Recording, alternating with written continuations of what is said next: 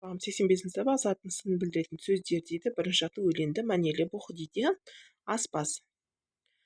Ақ қалпағы басында, ыстық оттың қасында. Бір тамақты пісіріп, бір тамақты түсіріп, апам ылғи жүр едім, жайрайындай да күледі. Түрін біліп тағамның, жолын қуып апамның. Үлкен болып өскенде, мен де аспаз боламын дейді. Өлең не туралы? Өлең аспазшы туралы, иә? Аспаз болу оңай ма? Ал сен өскенде кім болғың келеді? Осы сұрақтар өздеріңіз жауап беріңіздер, иә? Өлеңнен затын сын білдіретін сөздер тап дейді. Бұл жерде затын сын білдіріп тұрған ақ деген сөз ыстық. Қандай оттың қасында? Ыстық оттың қасында, иә? Ыстық бұл жерде. Және үлкен екен, иә? Сын есіміміз. Үлкен болып өскенде. Қандай болып өскенде? Үлкен болып өскенде. Мына үшеуі бізде сын есім екен, иә? Екінші ату сөйлемдерді көркем жаз дейді. Тамақты оң қолмен же. Асқа үлкендерден бұрын қол созба.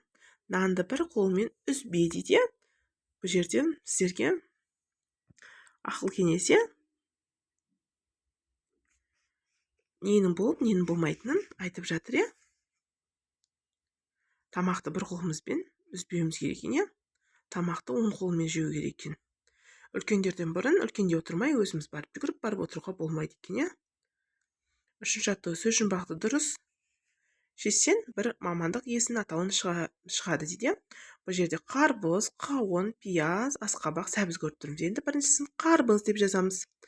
Екіншісі асқабақ, үшіншісі пияз, төртіншісі қауын, бесіншісі сәбіз болды, Енді бізде аспаз деген сөз шығады екен, Осындай сөз шықты. Енді төртінші аты жаңылпаштан да жаттап ал дейді. Мынау балқаймақ. Қай балқаймақ? Бұл балқаймақ. Мал балқаймақ дейді.